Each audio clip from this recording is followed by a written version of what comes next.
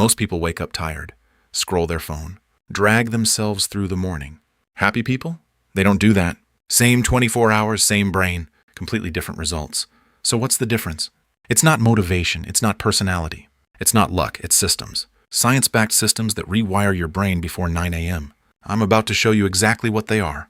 And by the end of this, your mornings will never look the same again. Chapter 1. The Dopamine Hijack. You wake up, first thing you do? Check your phone, notifications, messages, social media, news. Tiny hits of dopamine. Feels harmless? It's not. A 2019 study from the University of California found that even brief digital interruptions spike dopamine and reduce baseline mood afterward. Translation? You feel worse for the rest of the day? Most people think checking their phone wakes them up.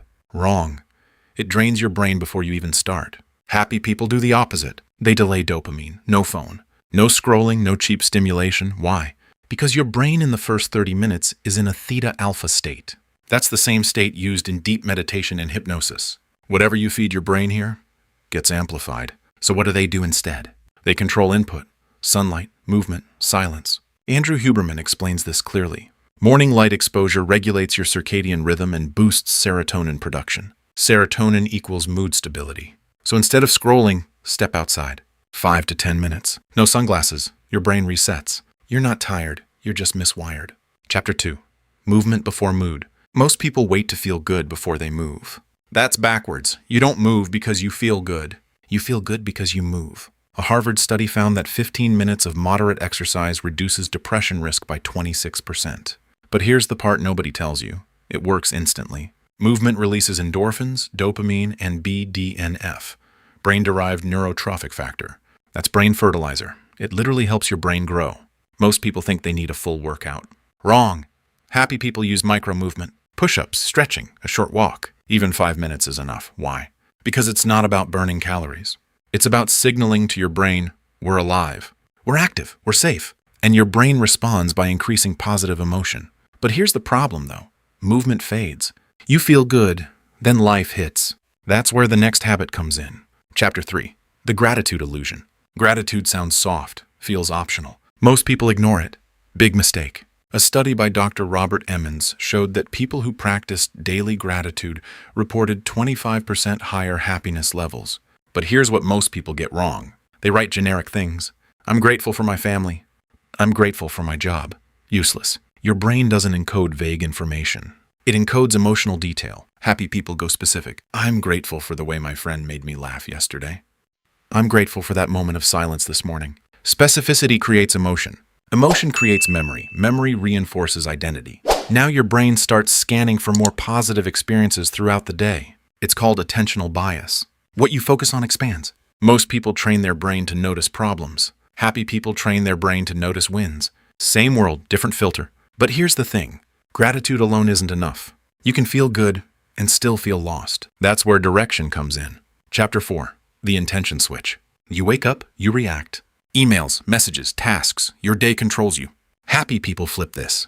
They set intention before action. Psychologist Peter Gollwitzer calls this implementation intention. When you decide in advance what you will do, your chances of following through increase dramatically. Instead of vague goals, they use clear triggers. If it's 9 a.m., I start my most important task. If I feel stressed, I take 3 deep breaths. Simple, but powerful. Because your brain loves automation. Most people rely on willpower. Happy people rely on systems. And intention is the first system of the day. It gives your brain direction.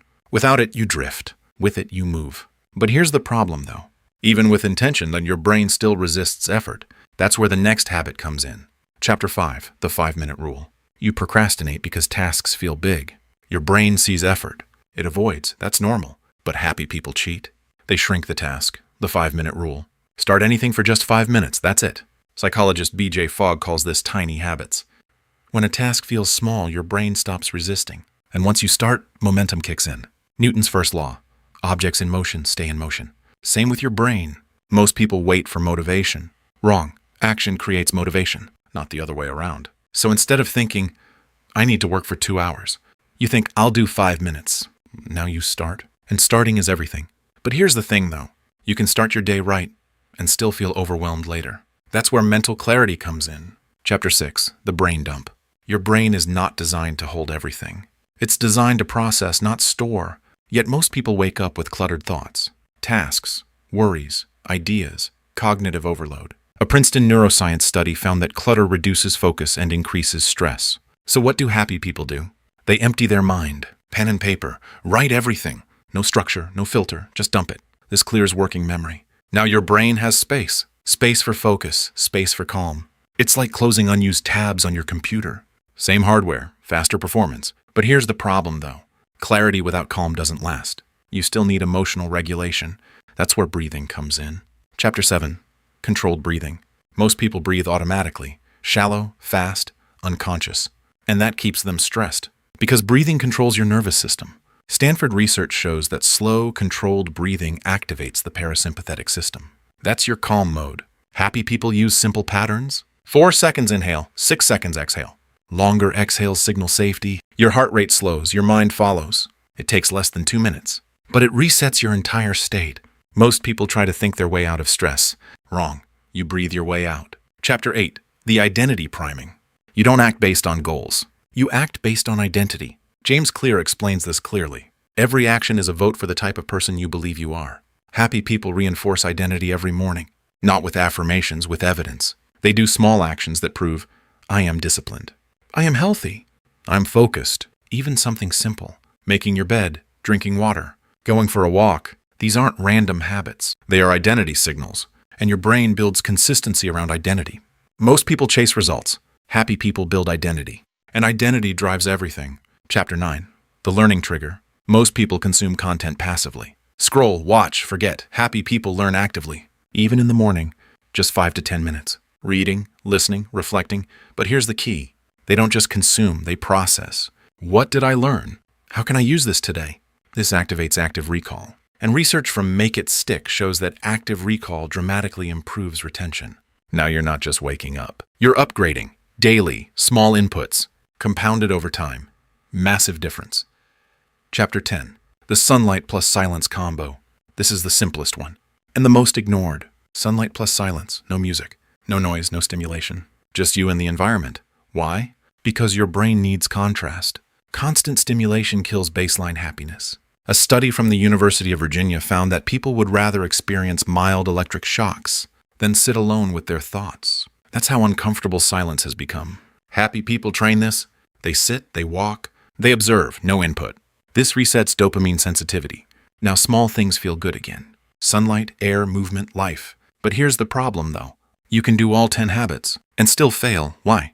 Because inconsistency kills everything. Your brain rewires through repetition, not intensity. 1 perfect morning means nothing. 10 consistent mornings change everything. That's the difference.